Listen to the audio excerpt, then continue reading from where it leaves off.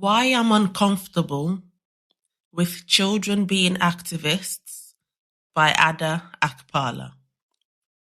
Winter Amour stood out in a crowd with a striking appearance.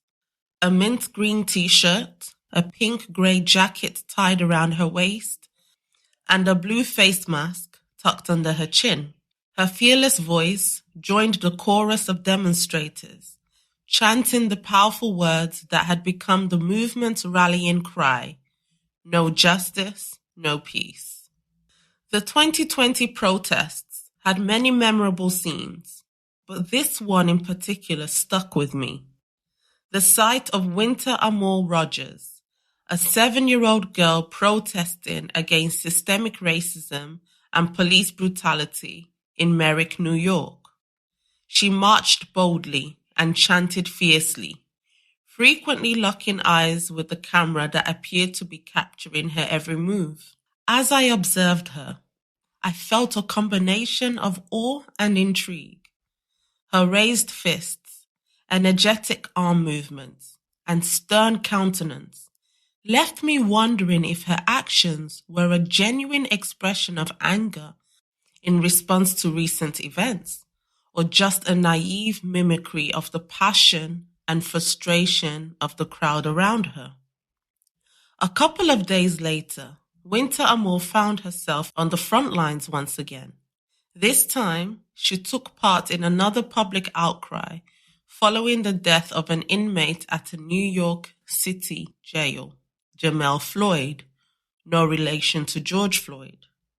Jamel had died at the Metropolitan Detention Center in Brooklyn after law enforcement officials claimed that he had barricaded himself inside his cell and became increasingly disruptive, leading to him being pepper sprayed.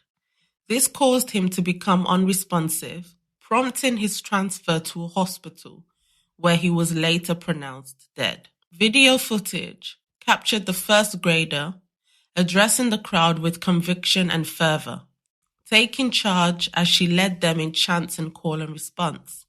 While some commended her active participation, others raised concerns about its appropriateness and potential impact on her well-being, both physically and psychologically. Protests can sometimes become chaotic, often featuring clashes between police officers and demonstrators or counter-protesters. Placing a young child in an environment that exposes them to potential danger is unwise. Even when public demonstrations commence peacefully, safety concerns such as crowd control measures and the possibility of violence remain. Moreover, a child of Winter Amour's age may not fully comprehend the complexities and nuances of the issues being protested, which could result in confusion or emotional distress as she transitions into adolescence and adulthood. Direct involvement in mature themes and adult discussions can overwhelm and potentially impact a child's cognitive and emotional development. Given my misgivings about the Black Lives Matter organization, it's easy for me to object to a child's involvement in the protests. However, consistency requires that I be just as critical of movements I wholeheartedly support. For example, witnessing recent videos of children trampling on pride flags during a protest in Ottawa left me with the same unease I experienced while observing Winter Amour. Christian and Muslim parents united at the rally to voice their opposition to what they rightly perceived as LGBTQ indoctrination in their children's classrooms.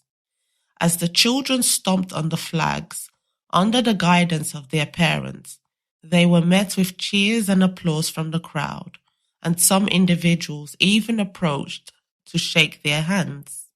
Children directly engaging in any movement or cause must be carefully considered, even though their presence may inspire empathy and heighten the emotional impact. When I come across content or news about some of the graphic and inappropriate materials that are being presented to young pupils, I feel nothing short of outrage and believe we should spare no effort to protect their childhood innocence.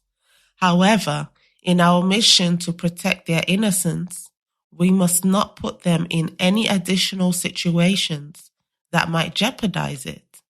Organized public demonstrations are adult means of addressing problems, and it is not always fair or healthy that children are exposed to such environments. The visual impact of children expressing apparent concern for causes that resonate with their parents or guardians can be powerful. It tugs at the heartstrings and highlights the gravity of the issue. However, it is crucial to ensure that their participation is age appropriate while also considering the potential long-term effects. While parents have the responsibility to impart their beliefs about what is right and wrong, it is crucial to acknowledge that engaging in political action may not always be the most effective method. It is critical to safeguard and nurture the innocence and sense of wonder in children for as long as possible, which means keeping them as far away from anything that threatens these qualities, including political activism.